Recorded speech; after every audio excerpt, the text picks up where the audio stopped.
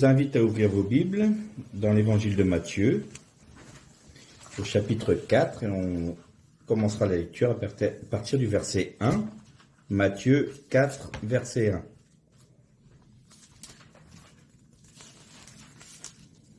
Alors Jésus fut emmené par l'Esprit dans le désert pour être tenté par le diable. Après avoir jeûné 40 jours et 40 nuits, il eut faim.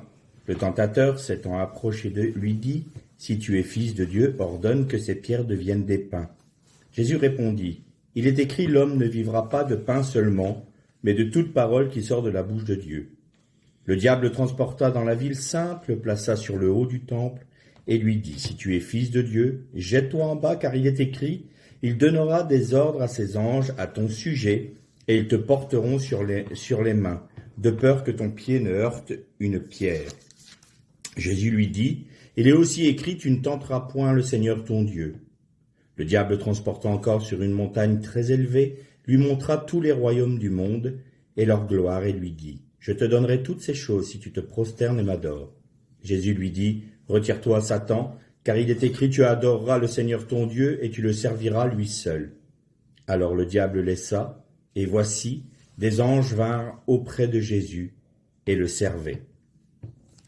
On arrêtera là notre lecture. Jésus fut conduit par l'Esprit dans le désert. Le désert est toujours quelque chose de particulier dans la Torah, dans la Bible. Et quand on parle du désert dans nos méditations, dans les prédications, dans les études bibliques, c'est toujours un sujet qu'on aime moyennement aborder, parce que le désert est toujours synonyme de souffrance, synonyme de renoncement, synonyme de la chair qui se décompose. Mais le désert n'est pas seulement ça. Il faut savoir que, à la création, l'homme, Adam, a été créé par Dieu comme un combattant. Il était, dans la création, mis en place par Dieu pour justement lutter contre l'ennemi, contre le Satan. Et si nous pouvons trouver dans l'abîme, c'est-à-dire ce que nous dit le premier verset de la Torah, Bereshit bara Elokim ve'et shamayim ve'et haaretz, c'est-à-dire il fit au commencement le ciel et la terre, et il y avait le tohu bohu, les ténèbres et l'abîme. Et l'Esprit de Dieu planait à la surface de l'abîme. L'abîme, c'est l'endroit où réside le Sheol. C'est là où réside justement le prince des ténèbres. C'est là aussi où a été créé le Léviathan. Alors le Léviathan, on essaie de donner des traductions. Et c'est un animal qui n'existe pas. Mais le Léviathan est un saurien, c'est-à-dire un reptile. C'est le reptile qui a sa demeure dans l'abîme. Et nous retrouvons cette chaya, c'est-à-dire cet animal, cet être vivant, nous le retrouvons dans l'Apocalypse, où il est dit « Et il y avait une bête qui montait de la mer ». L'abîme correspond donc, oui, en effet, à la mer, correspond à l'océan, qui touche toutes les nations. Ça veut dire que, à partir du moment où il y a eu la chute, l'Adam a laissé la place à l'ennemi de Dieu dans le domaine de la création physique. Je ne parle pas de la création du monde angélique et des différents mondes qui existent, mais au moins le monde de la création a été soumis à l'ennemi par la faute de Adam. Puisqu'il a choisi le serpent, puisqu'il a choisi le Léviathan, eh bien, de ce fait, la création physique est soumise à Satan. Mais nous avons un autre animal dont nous parle le livre de Job. Et cet animal, on se dit en hébreu le Béhémoth. Et le Béhémoth a été traduit par les traducteurs de la Bible par hippopotame, Mais non, c'est pas un hippopotame, c'est également un animal qui n'existe pas. Mais, selon les rabbins, c'est un saurien également, un reptile, mais qui lui est de la terre. Et nous retrouvons donc l'hippopotame, le béhémoth, peut être autant dans l'eau que sur terre.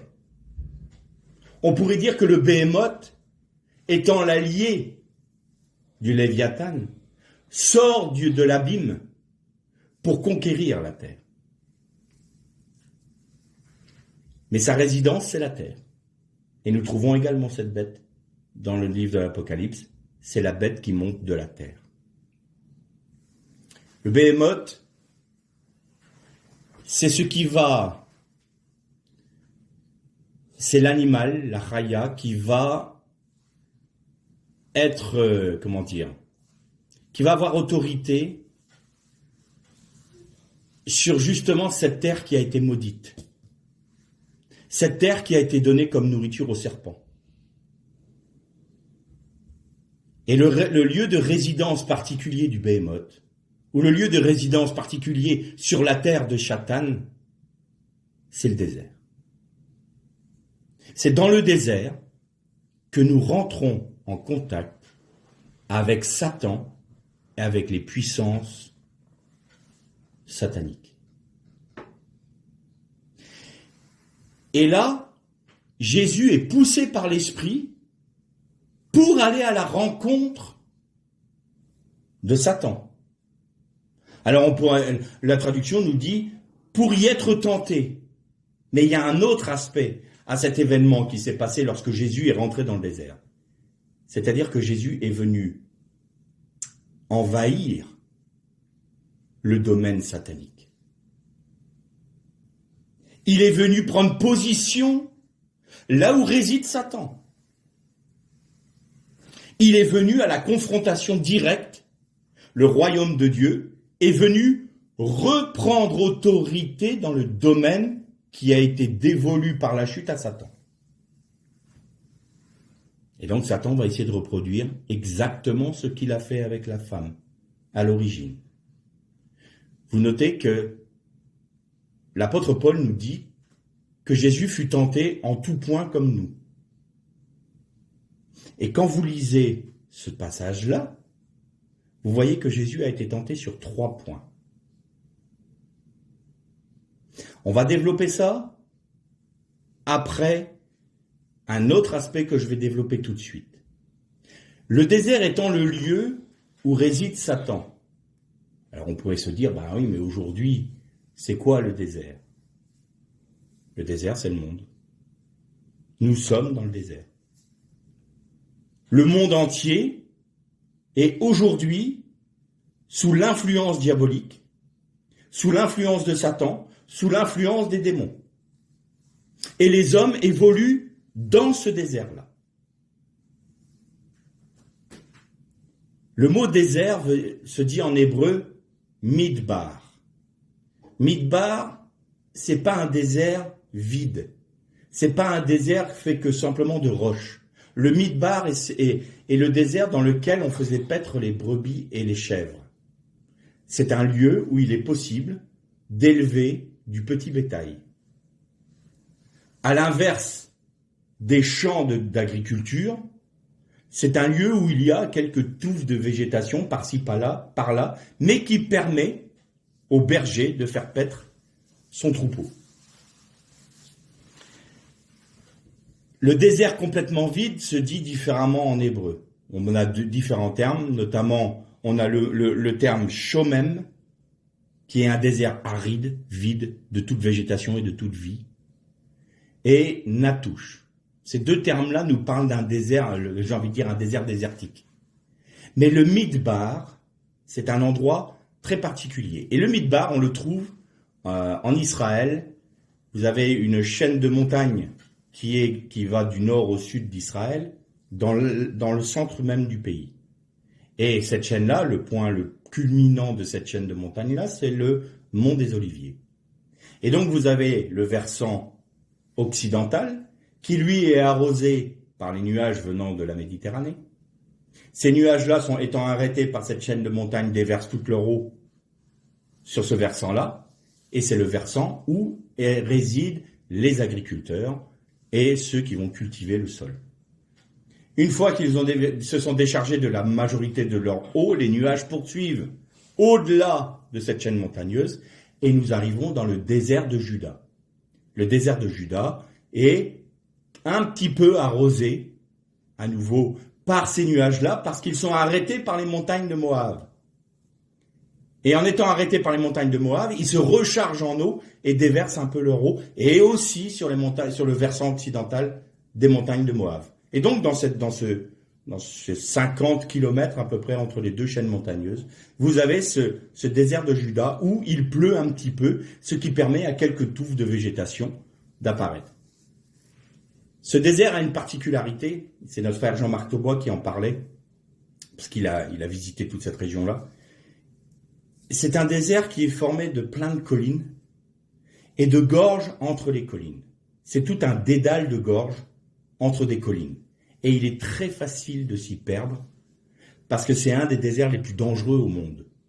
Vous avez la route et si vous vous dites, tiens, je vais aller dans cette gorge-là pour essayer de faire le tour de cette colline et revenir à ma voiture, en fin de compte, la gorge donne sur un obstacle qui est une autre colline, vous devez faire un détour et vous vous perdez. On a retrouvé des gens morts à quelques centaines de mètres de leur voiture, morts de soif, parce qu'ils s'étaient perdus dans tout ce dédale de collines et de gorges. Pourquoi est-ce que c'est intéressant de remettre notre vision des textes hébraïques, des textes bibliques, dans la géographie et la culture d'Israël? Parce que quand le roi David nous parle de brebis, qu'il était berger, il était berger dans ce désert-là. Quand Jésus donne la parabole de la brebis perdue, il parle de ce désert-là. La brebis qui, elle, va aller s'éloigner du troupeau, puis va aller dans les gorges, et puis au bout d'un moment, elle se perd, elle-même. Et le risque pour elle, c'est de mourir de soif. Alors que font les bergers dans ces cas-là? Ils vont sur le sommet d'une des collines, et ils appellent la brebis. Et la brebis qui connaît la voix de son berger va être guidée par la voix, et va se diriger vers la voix du berger. Et quand le berger voit sa brebis arriver, il descend et vient la chercher, la met sur ses épaules. Et c'est là où il est parlé du bon berger qui appelle « Mes brebis connaissent ma voix, je suis le bon berger ». Tout ça, la brebis perdue, c'est exactement dans ce contexte-là. Qu'est-ce que c'est? Eh bien, c'est les hommes qui sont nous sommes dans le désert de Juda. Nous sommes là où réside l'ennemi, l'adversaire. Et Jésus appelle. Jésus est sur le sommet du Golgotha. Je suis intimement convaincu, on n'est pas obligé de suivre mes raisonnements, mais avec mes recherches, je suis intimement convaincu que Golgotha était sur le mont des Oliviers. Parce que c'est l'endroit où il y avait l'autel de la vache rousse. Vous savez, cette vache qu'on devait tuer en dehors du camp. Mettre à mort, on devait la consumer et prendre ses cendres pour la mélanger à de l'eau. Et c'était l'eau qui permettait de purifier de la mort. Et la vache rousse, dans les archives, on sait qu'elle était mise à mort en face du temple, en face de la porte d'or, parce qu'il fallait que le Kohen Gadol puisse voir le sacrifice, parce que c'est lui qui devait avoir l'œil, c'est ce que nous dit le Deutéronome, ou le Lévitique, devait avoir l'œil sur le sacrifice qui était fait par un autre prêtre, parce que lui ne pouvait pas aller au contact de la mort, puisqu'il était le grand prêtre, et il donnait les directives pour le sacrifice de la vache rousse. Donc il fallait que ça soit visible. Et le seul lieu qui était visible face au temple, face aux portes du temple, c'est le mont des Oliviers. Et il y avait l'autel de la vache rousse qui était sur le mont des Oliviers. Et c'était l'endroit où il y avait des jardins, parce que à l'époque, maintenant, c'est un grand cimetière, parce que tout le monde veut se faire enterrer sur le mont des Oliviers, parce que les Juifs pieux disent que quand le Messie va venir, il ressuscitera les morts en revenant sur le mont des Oliviers, il va être les premiers ressuscités. Donc, si vous voulez vous faire enterrer sur le mont des Oliviers, économisez dès maintenant, parce que ça coûte une fortune. Mais voilà pourquoi c'est devenu un cimetière. Mais à l'origine, c'était les jardins royaux. jardin de David et le jardin de Salomon. Et dans ces jardins, il pouvait arriver que des hommes riches aient leur sépulture.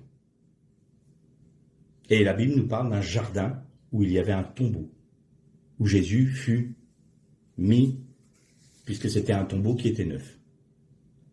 Tout montre que visiblement, et j'en suis moi personnellement convaincu, que toute cette situation, que tout le sacrifice de Jésus s'est fait sur le mont des Oliviers, et il a été inhumé sur le mont des Oliviers.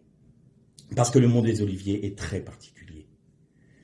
Je vais même aller plus loin. C'est mon intime conviction, n'est pas obligé de me suivre.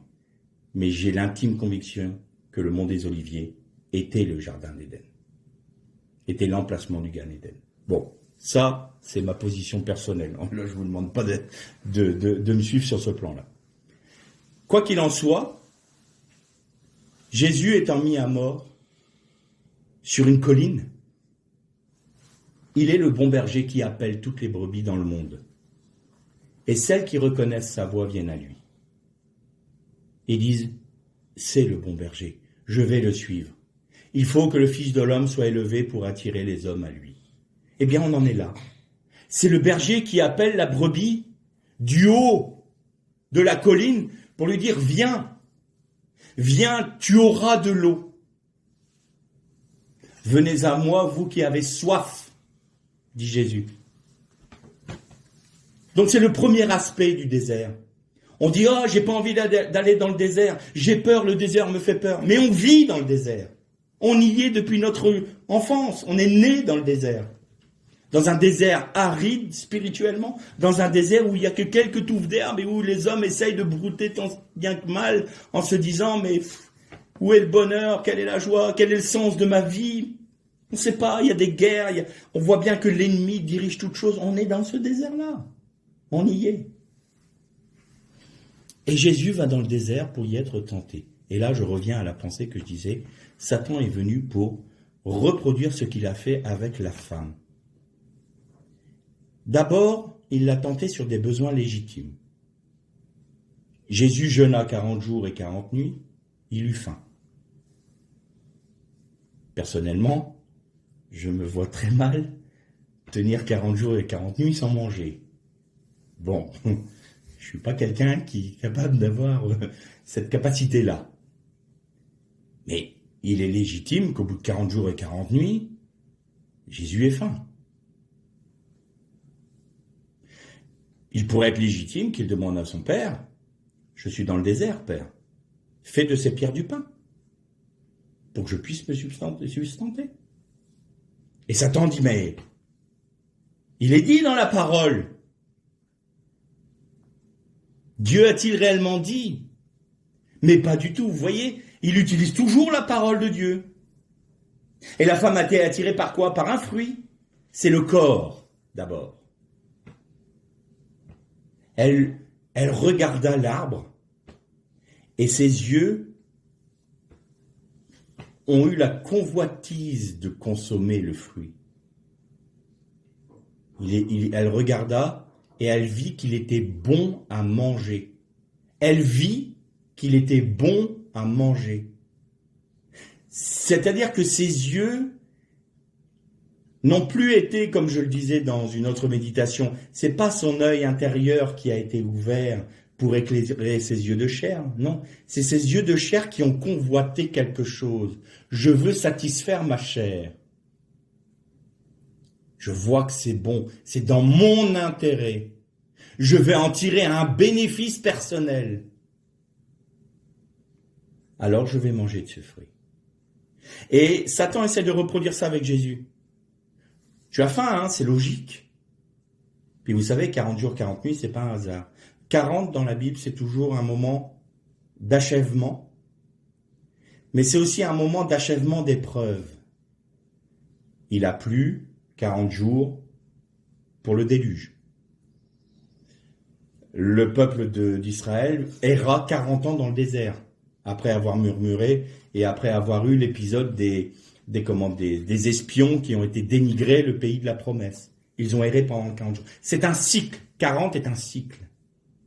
Un cycle d'épreuves mais un cycle d'achèvement qui produit un changement. 40, c'est ça. C'est pas pour rien qu'il a jeûné 40 jours et 40 nuits. Parce que c'est la plénitude de l'épreuve, déjà là. Et dans la plénitude de l'épreuve, quelle est la position que tu vas prendre? Et c'est à ce moment-là que Satan attaque. Parce que Satan sait très bien que c'est à ce moment-là que le changement se produit ou non. Et alors il vient. Tu as faim, et fais en sorte que ces pierres deviennent du pain. Et Jésus répond, l'homme ne vivra pas de pain seulement, c'est-à-dire qu'il va refuser son besoin légitime, physique, pour mettre en avant la valeur spirituelle et la nourriture spirituelle. C'est-à-dire que lui n'a pas rejeté la manne, j'ai envie de dire. Alors Satan, qu'est-ce qu'il fait? D'accord? Très bien. Tu es très spirituel. Allons sur le lieu le plus spirituel qui soit. Et il l'emmène sur le sommet du temple. Et sur le sommet du temple, il dit, tiens, toi qui es si spirituel, tu peux te permettre de te jeter du haut du temple. J'aurai la preuve que tu es vraiment quelqu'un de spirituel et qui veut faire la volonté de Dieu. Car il est dit que les anges viendront pour porter sur tes mains de peur que tes pieds ne trébuchent et que tu ne chutes. Qu'est-ce que disait Satan là? Prends l'initiative spirituelle de faire ce que tu as envie et demande à Dieu de bénir ce que tu as décidé. Demande à Dieu de venir pour faire ce que toi tu ne peux pas. Mais c'est toi qui décides de te jeter du temple. C'est toi qui décides de faire ce que tu as envie dans l'œuvre de Dieu, si je paraphrase aujourd'hui. C'est toi qui décides de faire l'œuvre pour Dieu et tu dis à Dieu, fais en sorte que je sois miraculeusement béni dans ce que moi j'ai décidé de faire pour toi. Et Jésus dit, tu ne tenteras pas le Seigneur ton Dieu. Ça, c'est tenter le Seigneur notre Dieu, ça.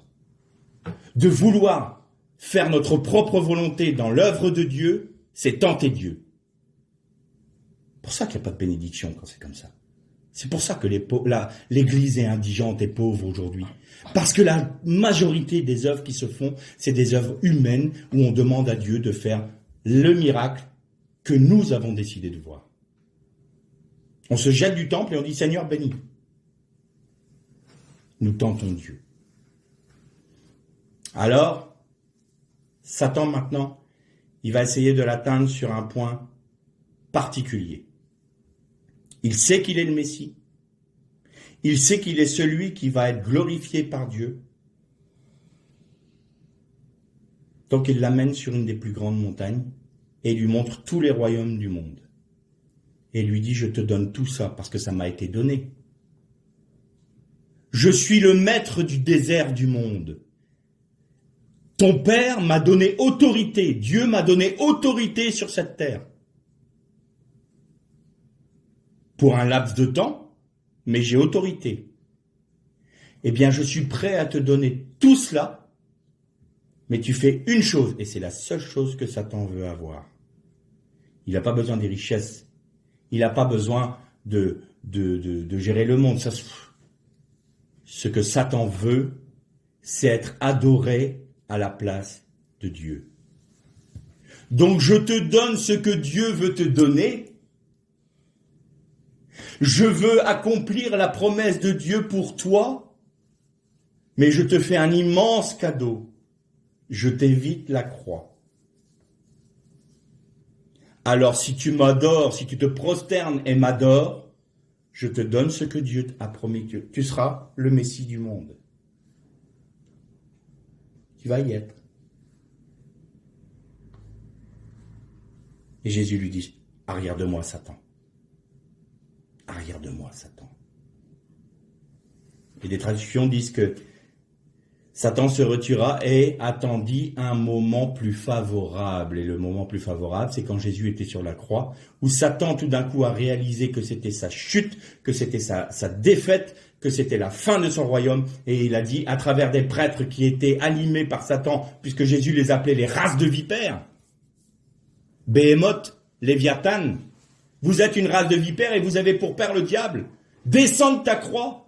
Ne va pas sur la croix, parce qu'autrement, c'est ma défaite, c'est la chute de mon royaume, parce que tu es venu envahir le désert, tu es venu apporter le royaume de Dieu dans le royaume de Satan, et tu annonces prophétiquement ma chute. Je ne le veux pas. Descends de la croix. C'était ça le moment favorable. Et Jésus n'a failli en rien. En quelque sorte, le troisième point sur lequel Jésus a été tenté, c'était tu vas être reconnu par le monde entier comme étant le Messie, mais sans passer par la croix. Vous serez comme des dieux. Vous serez comme des dieux. Pas vous serez Dieu, hein.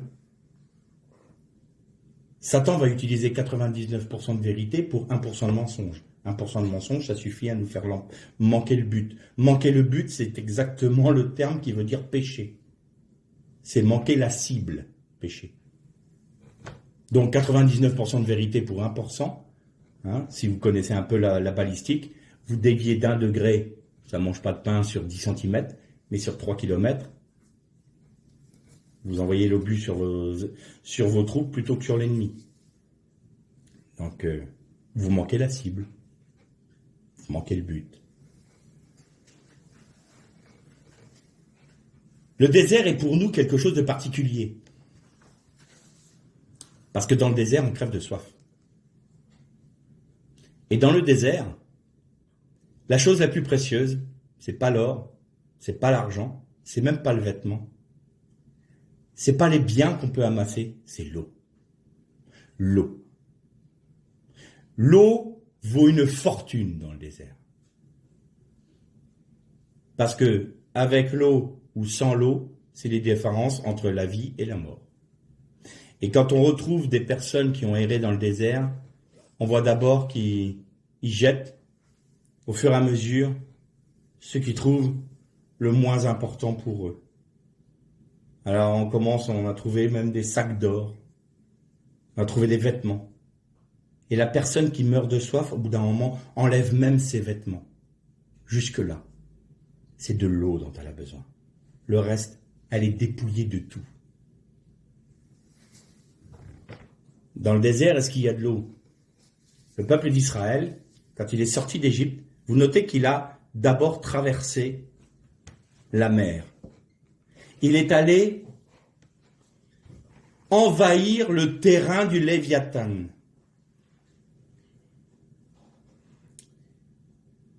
Et ça n'a pas plu à Satan.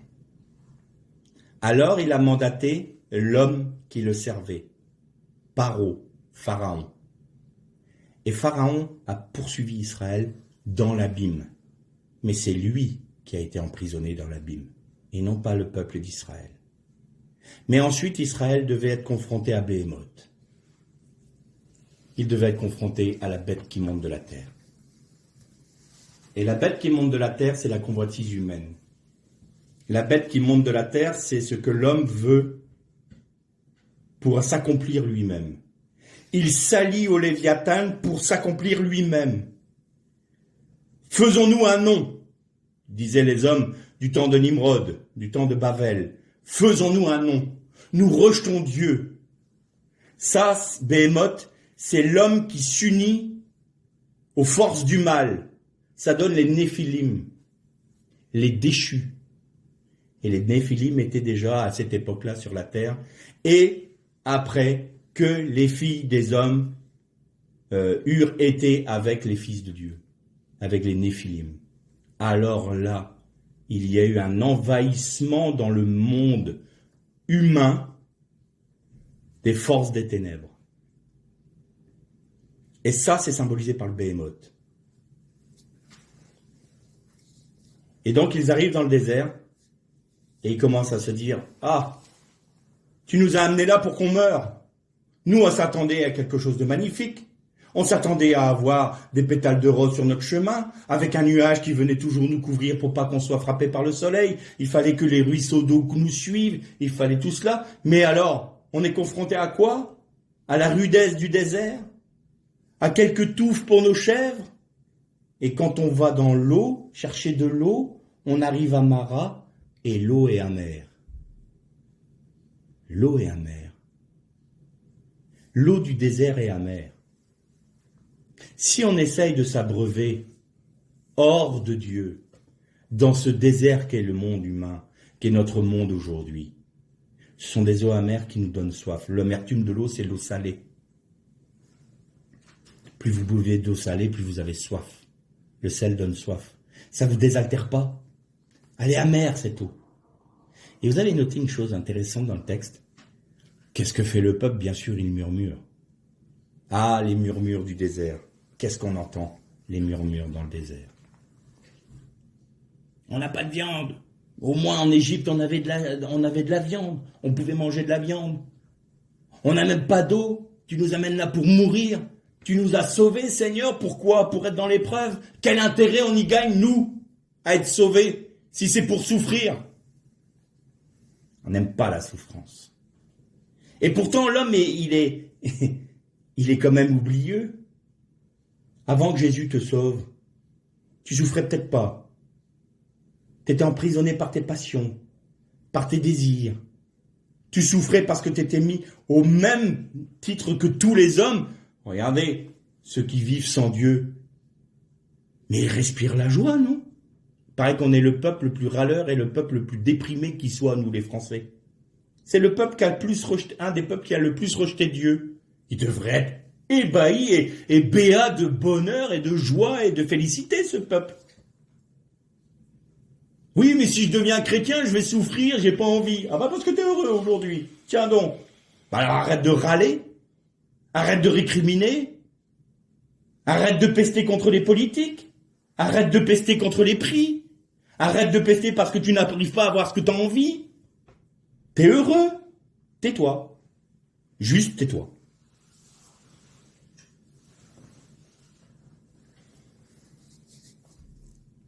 Quand on répond au bon berger, notre espérance n'est pas ici-bas. Notre espérance, c'est dans le haut là-bas. Et il fait pleuvoir sur le bon et le méchant. Il fait lever son soleil sur le bon et le méchant. Ça ne va pas changer notre vie. Terrestre, je veux dire.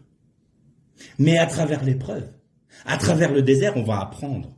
Apprendre quoi? À être dépouillé de nous-mêmes.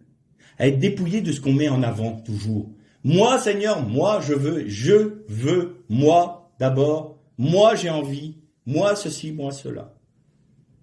Seigneur, non pas ma volonté, mais la tienne. Je suis dépouillé. Au fur et à mesure que j'avance dans le désert, je suis dépouillé.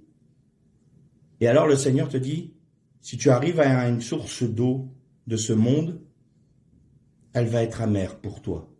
Alors, je vais régler le problème.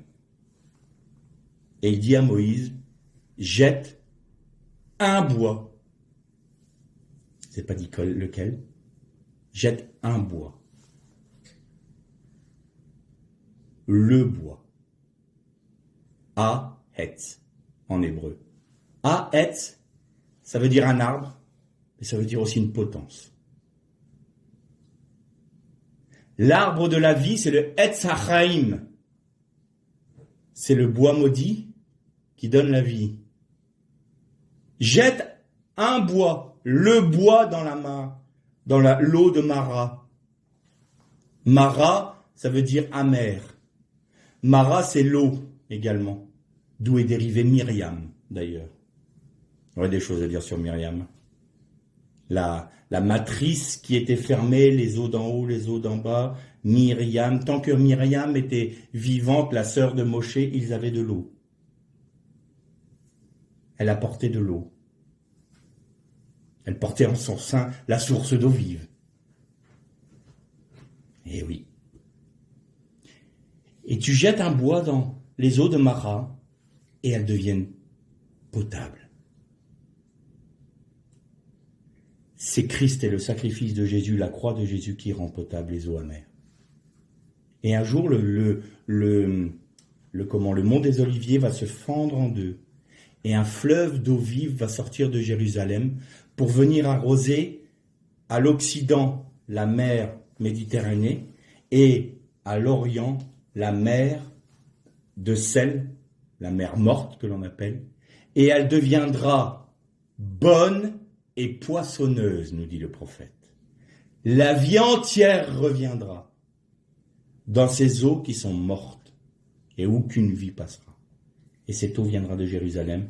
Pourquoi? Parce que je suis le fleuve d'eau vive. Je suis la source d'eau vive, dit Jésus. Et donc, le sacrifice de Jésus va purifier les eaux de Mara. Et nos eaux amères vont devenir potables. Mais il faut qu'on passe à un autre degré après. Il faut apprendre à boire à l'eau du rocher. Le rocher, en hébreu, se dit tsour. Et tsour, ça peut être l'endroit où on est mis à l'abri, une forteresse. Mais ça peut être aussi, ça peut vouloir dire prendre les armes, confronter un ennemi. Et en dernier lieu, ça veut dire aussi façonner et rendu semblable à. Le rocher qui est Jésus-Christ, nous dit Paul. Je ne veux pas que vous soyez dans l'ignorance, frères. Lorsque nos pères étaient sous la nuée, un rocher spirituel les suivait pour leur donner de l'eau, et ce rocher était Jésus-Christ. Voilà ce que dit Paul. Eh bien, quand on est à l'abri de ce rocher, non seulement il nous donne l'eau dont nous avons besoin, il nous désaltère, il nous apporte la fraîcheur de la parole, il nous fait vivre la parole, mais en plus il est pour nous un secours. Il est le rocher avec lequel nous pouvons être confrontés aux puissances du mal. Et il est le rocher qui va nous rendre semblables à lui, il va nous façonner. Mais ce rocher, vous ne le trouvez pas en dehors du désert. Il est dans le désert.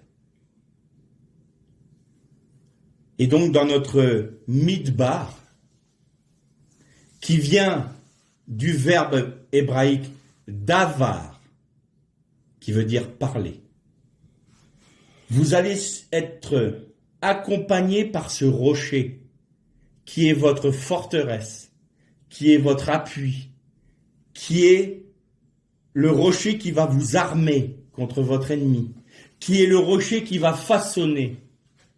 Et comment va-t-il vous façonner? Parce qu'il est dans le midbar qui vient de davar, c'est-à-dire il vous façonne par la parole de Dieu qui vous est révélée dans le désert. Donc le désert, qu'est-ce qu'il va produire chez vous, chez nous? Il va nous permettre de nous dépouiller de ce qui n'a pas vraiment de valeur aux yeux de Dieu. Il va rendre potable des eaux amères. La source qui était en nous, elle était amère. Nous avions une source amère, nous produisions de l'amertume. Nous avions un caractère peut-être méchant, mauvais, égocentrique, égoïste. Ceux qui sont confrontés aux hommes s'abreuvent de l'amertume des hommes, l'amertume de leur source qui est moi d'abord et toi, si je peux te gruger, tant mieux. Même dans le couple, alors qu'on devrait s'abandonner l'un pour l'autre, qu'est-ce que c'est? Qu'est-ce que j'ai à gagner dans le couple? Ah bah non, moi je veux m'accomplir dans ma carrière. Écoute, je te quitte parce que franchement, j'arrive pas à m'épanouir personnellement dans notre couple, donc notre histoire doit s'arrêter là. Moi j'ai besoin de m'épanouir. Moi j'ai envie. C'est des égoïsmes qui s'unissent pour faire un bout de chemin, et quand tout d'un coup ça fait trop de friction, on se sépare et puis on recommence avec d'autres. Mais c'est des unions d'égoïsme, ça. Ça, c'est les eaux amères. Et Jésus-Christ est venu pour mourir sur la croix, sur le sommet de la colline, pour nous interpeller. Venez à moi, vous qui avez soif. Pas de l'eau qui va vous donner encore soif, pas les eaux amères qui vont vous accentuer votre soif et votre besoin de vous désaltérer. Non, venez à moi, parce que je vais vous donner les eaux qui sont pures, des eaux qui viennent du rocher. Je vais changer votre amertume en eau potable, et je vais faire jaillir de votre sein des sources d'eau vive, qui pourront apporter aux autres, qui sont habitués à boire des eaux amères, vont pouvoir boire à l'eau du rocher, qui est en vous, par la puissance du Saint-Esprit, c'est-à-dire Christ vivant en nous, par le Saint-Esprit. et vous pourrez leur donner l'eau. L'eau qui va vraiment les désaltérer. Mais vous devez comprendre vous-même d'abord que vous devez être désaltéré par moi. Et vous devez accepter ce désert qui n'est pas le chaud même, c'est-à-dire le désert aride où il n'y a rien qui pousse. Non, je vais vous faire paître dans ce désert. Et là, vous avez tout le psaume 23 qui prend du relief. Il me fait reposer dans de verts pâturages. Verts pâturages en Israël, dans le désert de Juda, je vous dis, c'est 3 touffes tous les 20 mètres carrés. Mais il me conduit là. Il va m'apporter la nourriture dont j'ai besoin. Ni plus ni moins. Mais il va m'apporter celle dont j'ai besoin. Et il me fait reposer près des eaux paisibles. Oui, dans le désert. Oui, c'est là où il va vous faire paître, où il veut nous faire paître, et où il veut nous désaltérer. Alors le désert peut paraître effrayant au premier abord, mais c'est là où on rencontre évidemment Satan. C'est là où on va être confronté à l'ennemi. Parce que Dieu va utiliser Satan pour nous dépouiller de nous-mêmes. En étant confronté à Satan, on désespère de nous-mêmes. Mais Seigneur, je n'y arrive pas. Non, tu n'y arrives pas. Tu peux pas sans moi. Seigneur, ce que j'ai besoin, c'est de toi. Ah, voilà la parole que je voulais entendre dans le désert. Voilà ce que je voulais entendre du sein du désert de ta vie. J'ai besoin de toi. Donne-moi de ton eau. Donne-moi de ta vie. Rends-moi victorieux de ta victoire. C'est ça qu'il veut entendre. Il veut entendre le bêlement de la brebis qui dit « Sauve-moi, berger, sauve-moi ». Et le berger appelle, et la brebis vient vers le berger. Et le berger se réjouit parce qu'il la voit venir à lui. Il ne demande pas à ce qu'elle vive dans le désert toute seule pour aller mourir avec ses eaux amères. Il veut que la brebis vienne sur son épaule, vienne recevoir de lui ce dont elle a besoin, et qu'elle soit protégée par lui. En d'autres termes, il veut que nous soyons dans le tsour, dans le rocher, à l'abri du rocher qu'est Jésus-Christ, le rocher de Jacob. Mais c'est l'endroit également où on rencontre Dieu, le désert. C'est là où il parle à nos cœurs. C'est là où il nous révèle sa pensée. Midbar, c'est la parole. Midbar, c'est la Torah. Midbar, c'est la Torah qui nous est révélée. Parce que nous ne sommes plus préoccupés par tout ce qui peut nous disperser dans nos pensées, tout ce qui peut nous distraire. Le désert va nous faire venir à l'essentiel, va nous faire venir à ce dont on a réellement besoin. Seigneur, j'ai besoin de toi, de ta parole, rien d'autre. Tout le reste, c'est du superflu. Toi, Jésus, tu es la parole. J'ai besoin de toi. Père, parle-moi par Jésus-Christ et révèle-toi à moi par le Saint-Esprit. Que le Christ me soit révélé par le Saint-Esprit. Ça, c'est dans le désert. Ça, c'est dans le Midbar. Le psaume 23. Il me fait reposer dans de verts pâturages. Et il me conduit près des eaux paisibles. L'Erlé Shalom.